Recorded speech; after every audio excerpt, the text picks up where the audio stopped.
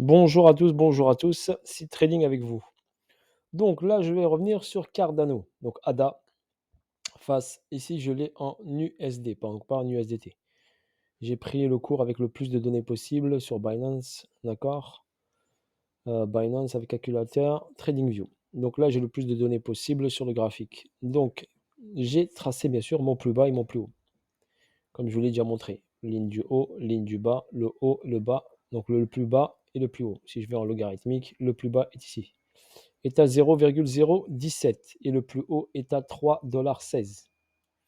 Qu'est-ce qu'on constate ici? On constate ici une première hausse. Donc un premier ATH ici effectué en janvier 2018. D'accord? Janvier 2018. 1er janvier 2018 ATH. Ensuite, retracement jusqu'à un plus bas qui était à 0,017.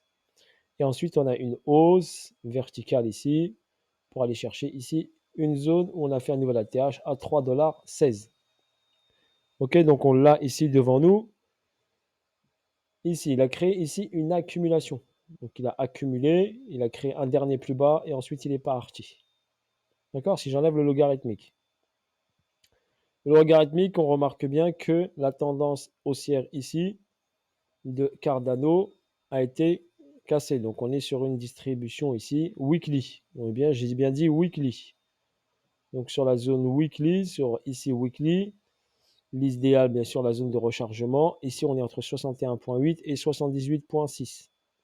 Le 78,6 est à 0,69. Pour l'instant, on ne l'a pas touché. On s'est rapproché à 0,73, je ne me trompe pas, 75, 0,75 en USD. En USDT, je crois qu'il est descendu jusqu'à 0,73. Donc là, ici, ce qui est important, c'est qu'on est venu ici dans cette zone de rechargement. Donc si vous voulez par exemple faire du DCA, vous pouvez. D'accord? Commencer à faire du DCA. La zone idéale, ce serait les 88,6. Les 88,6 qui sont dans la zone des 0,40. D'accord? Il y en a beaucoup qui vont me dire, oh, c'est pas possible. Mais regardez, ici devant vous, en weekly, vous avez quoi ici? Un déséquilibre de marché, une accélération. Donc cette accélération ici a été comblée tout de suite. Cette deuxième accélération ici a été comblée. Si on regarde bien ici en vague, on a quoi? Une vague 1, une vague 2, une vague 3, une vague 4 et une vague 5 avec une belle extension 5. D'accord? Avec une belle extension qui nous a donné ici, si on regarde bien, sur cette extension 5, un pourcentage de 215% de hausse. D'accord? Et par rapport à son plus bas ici, d'accord, il a fait 14 193%, voire plus même. Si je prends vraiment hop, le plus bas, donc 17 000, on va dire 18 000%. D'accord? Un fois 180 par rapport à son plus bas ici, qui a été effectué son plus bas, la date du plus bas ici, et le mars 2020, donc pandémie Covid, d'accord? On a eu cette chute la plus basse à ce niveau-là, et on aurait fait un très beau trade. Personnellement, je ne l'ai pas pris à ce niveau-là, bien sûr, d'accord? Mais c'était un très beau trade pour les personnes qui sont rentrées dans cette zone-là. Bien sûr, donc qu'est-ce qu'on a ici? Donc si on regarde, j'enlève le logarithmique, ici on a une distribution, d'accord, du type weekly bien sûr, avec un BC, un UA, un UT et un UTAD, avec 3 sommets ici. Avec un deuxième sommet, il a fait un gros retracement, et après une poussée ici, d'accord, pour aller chercher le haut, et là un beau retracement vers le bas. Donc si l'on constate bien ici, je vais mettre en daily, donc en daily, d'accord, j'ai un retracement comme je vous l'ai dit, par rapport à cet ATH, on est entre 61,8 et 78,6 de retracement. Donc c'est la première zone de rechargement idéale et ensuite la deuxième zone idéale, c'est entre 78 et 88,6. D'accord? La zone est en dessous des 0,69, ce serait l'idéal, et 0,40. La super zone de rechargement pour du Cardano. Donc là, qu'est-ce qu'on a eu ici? Donc on va aller en daily, regarder en daily. Donc on va s'intéresser sur la fin du graphique ici. D'accord? Cette fin de graphique ici. Si on analyse juste cette graphique, on ne regarde pas ce qu'il y a avant, on a quoi ici? On a ici une zone ici, où le prix ici a rangé. Vous aimez bien ce terme-là, rangé. Et sur cette zone ici d'équilibre, de neutralité, il a effectué une cause avec un plus bas ici qui a donné une accumulation qui a amené ensuite le prix vers le haut. Ensuite, le prix a retracé et est revenu sur cette zone-là. D'accord? Sans prendre ce plus bas là. Donc ce plus bas ici, hop, là. Voilà, sans prendre ce plus bas qui était à 0,89. Il n'a pas été pris, il a été testé à 3 reprises. Et ensuite, on est hop parti chercher l'argent en haut. Donc, on est parti chercher la liquidité en haut pour faire l'UTAD. D'accord? Ensuite, ici, arrivé sur ce point-là. Donc, sur ce point-là, on a un UTAD, on a un sommet, on n'a pas fait de plus haut. On a fait ici une intention de baissière, un retracement qui n'a pas dépassé le plus haut, et ensuite une continuité de baisse. Si l'on constate bien, on a bien des plus hauts qui restent de plus en plus bas. Donc ici, on a le plus haut, ici un plus haut, et les plus hauts ici restent toujours de plus en plus bas. Ok, donc la tendance reste baissière. Donc qu'est-ce qu'on peut avoir ici? Qu'est-ce qu'on peut avoir ici? Eh ben, on peut avoir ici, vu qu'on a une tendance ici, baissière, on peut avoir un retracement. Ok, on peut avoir un retracement après cette descente en escalier. D'accord? Le terme exact ici, on appelle ça un complexe pullback. D'accord? Pour ceux qui connaissent, ça s'appelle ça un complexe pullback. Donc on est venu ici prendre l'argent de ce niveau-là. Donc là, on a pris l'argent ici. Donc cet argent ici a été pris ici exactement le 24 février. Et ensuite, il est venu ici dans cette zone-là. Donc qu'est-ce qu'on a ici? On a une cause qui se met en place. Donc une cause qui se met en place ici, d'accord, depuis ce niveau-là. Donc ici, on a eu quoi?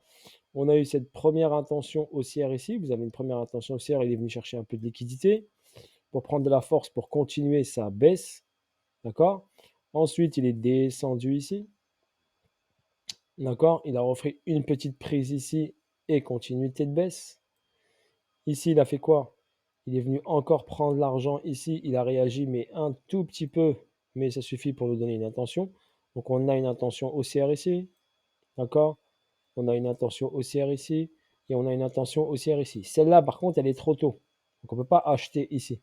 Pourquoi on ne peut pas acheter? Déjà, on a l'information de la ligne des 50 qui est ici. On sait qu'ici, on est en premium, donc on ne peut pas acheter le prix. Donc, ça, il ne faut pas FOMO ici. Pourquoi il ne faut pas FOMO? Parce qu'on sait que notre ligne des 50 est là. On est encore en quelle zone? On est en zone premium. Donc, on ne peut pas FOMO le prix. On ne peut pas l'acheter sur un premium. On n'achète pas en premium. D'accord? Là, on était en premium. Donc là, c'était piège pour piéger les retail, pour qu'ils achètent. D'accord? Et derrière, il y a une continuité de baisse. On sait que notre ligne 50, elle est là. Donc pourquoi vous voulez que j'achète ici? Non. J'attends qu'il passe sous cette ligne des 50. D'accord? Ce qui est plus logique sur un prix discount d'acheter l'actif. Là, on est venu, on est passé sous ici, regardez. Ici, sous la ligne des 50. Le prix, il a fait quoi? Hop, il est revenu titiller la zone des 50. On a dit quoi? La zone des 50 de préférence, on ne fait rien. On attend d'aller chercher plus bas que la ligne des 50. D'accord? Si vous êtes un holder. Encore pour effectuer un bon trade. C'est sûr que là, il y a du trading à faire. Là, il y a du trading à faire. D'accord? Mais ce n'est pas donné à n'importe qui. D'accord? Il faut de l'expérience, il faut de l'engagement, il faut savoir trader pour pouvoir rentrer ici. Le mieux pour un holder, c'est d'attendre. On est bien rentré ici en discount. Donc, première information, on est en discount. Deuxième information, c'est quoi la deuxième information?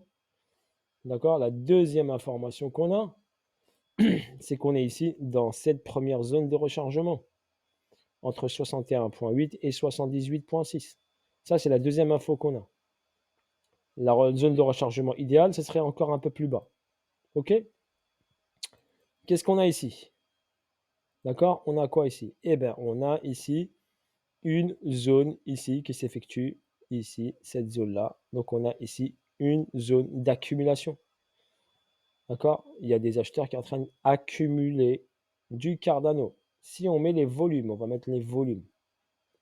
Donc, vous constatez bien ici, sur les volumes, on est en daily, que les volumes ici étaient très très puissants et très très forts car le prix était pas cher. Donc, prix pas cher, regardez, volume important. Et là, par contre, on a du volume qui est en baisse. Donc, vous avez un volume qui est en baisse. Mais on commence quand même à accumuler un peu. Ici, on a des petits pics ici, mais on n'a pas de grosse intention haussière en volume. Si on va en weekly, là je suis en daily, si je vais en weekly, regardez ici, ça se voit très très bien. Ici, j'ai des gros volumes. D'accord?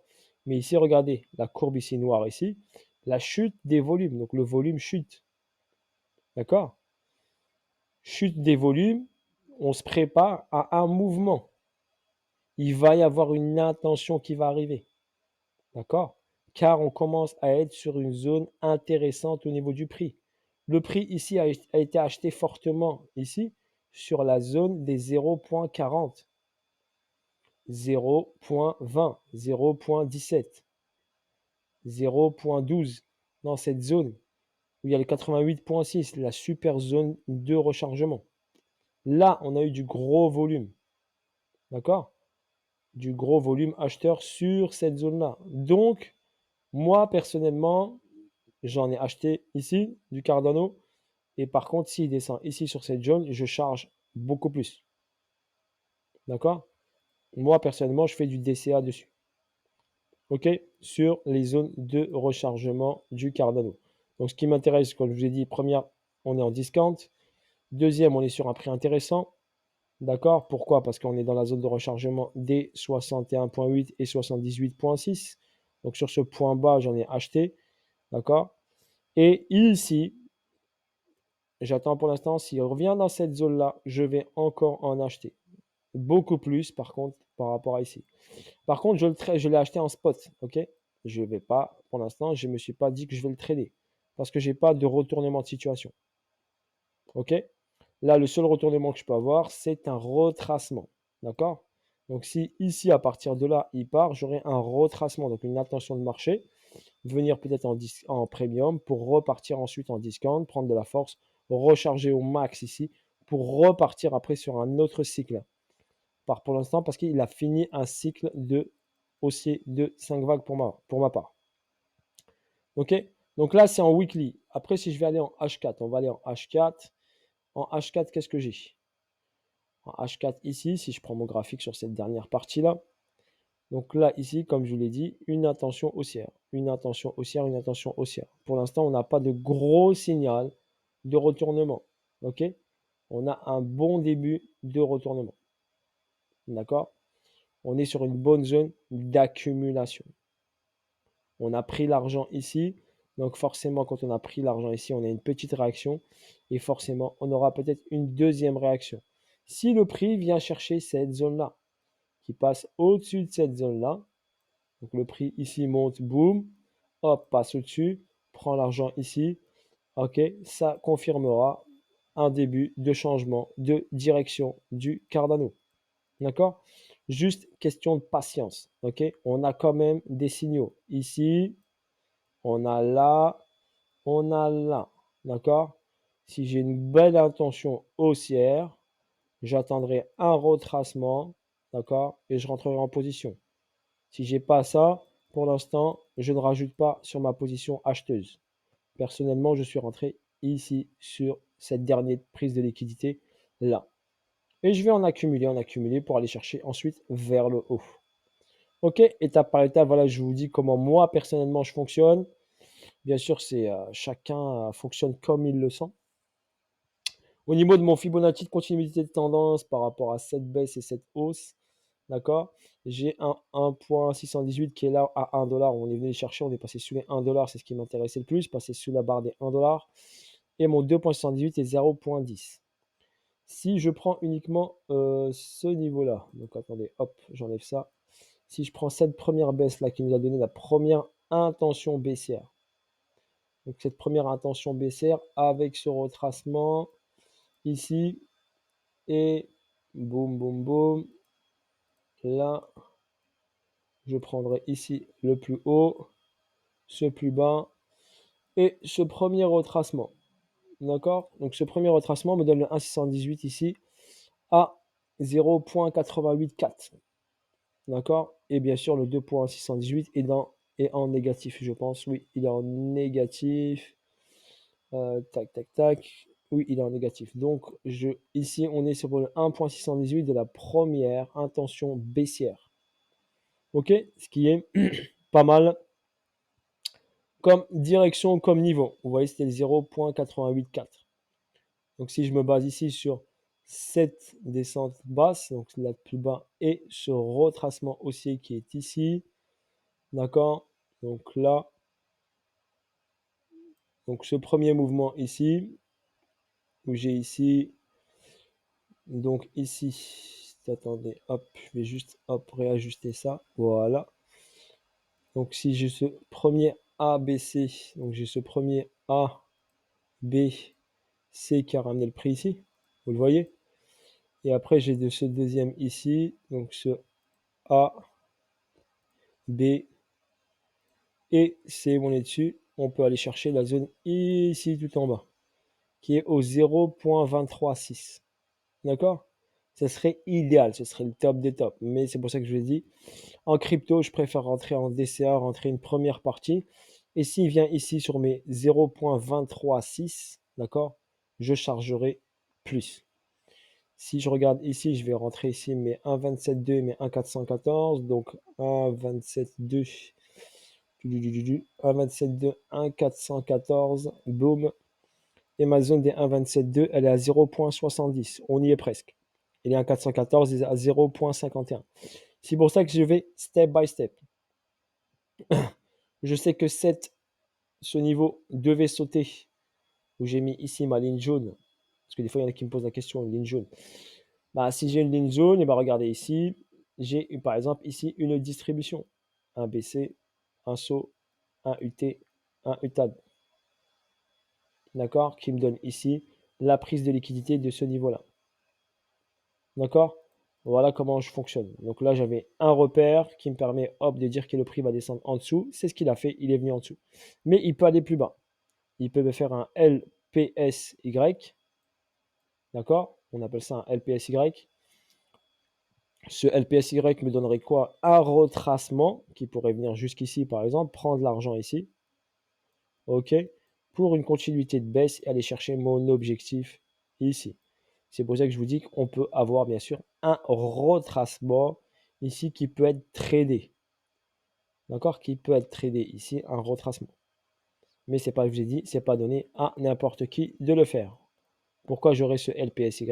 Parce que, pom pom, voilà, mon 414 là. Parce que pourquoi? Eh ben parce que j'ai un complexe pullback avec des intentions haussières. Ça demande un peu de niveau pour comprendre tout ça, qui va donner ensuite une latéralisation et un retracement pour aller chercher une certaine zone ici ou prendre l'argent ici par exemple. Ok? Ça c'est un exemple. Si j'utilise mon Fibonacci, donc très simple, je vais utiliser mon Fibonacci. Mon Fibonacci qui est ici là, tac, je vais chercher ici, hop, à prendre mon plus bas et mon plus haut. Donc mon plus bas ici, mon plus haut qui est là, cette petite descente qui est ici, ok. Et j'ai mes 50% sur cette zone-là, il va créer un plus bas et un plus haut, moi zone des 50 qui est ici. Donc possibilité qu'ils reviennent ici sur la zone des au-dessus des 50. Donc si je vais trader ça en H4 par exemple, on va aller en H4. Donc en H4, si je suis sur cette zone-là, je parle de trading pur, ok, on peut venir ici sur ce niveau-là, d'accord. Par exemple là, venir ici sur cette zone ici, qui me donnerait ici un retest du niveau entre les 50 et les 61.8. Donc dans cette zone-là, le prix pourrait revenir bien sûr ici, faire un petit retracement dans cette boîte-là. Bien sûr, il ne va pas monter en ligne droite. Hein. Ok, donc venir ici, faire ici, hop, une cause pour repartir ensuite vers le bas et aller prendre l'argent de ce niveau-là. Ok, pour valider ensuite notre setup. Mais si j'ai ça, ça veut dire qu'il va prendre la liquidité de ça, la liquidité de ça, et retester cette zone-là qui est intéressante. Et ça me validera ici que Cardano, que ADA repartira vers le haut. Ok? Donc c'est pour ça que je vous ai dit step by step, ne pas se précipiter. Ok? Voilà sur ce, je ne peux pas vous en dire plus. D'accord? Pour moi, je vous ai décortiqué tout, Cardano comme il faut. Si là, vous ne comprenez pas, bah, je ne peux pas aller plus loin. Ok, je fais en fonction de mes capacités. Donc, je vous partage en fonction de mes capacités ce que moi je vois sur Cardano. Voilà, petit disclaimer, n'oubliez pas, j'ai pas de fonds d'investissement, je n'ai pas de robot de trading et je ne vaux pas de formation pour l'instant. Ok, bisous à vous tous, force à vous tous la famille.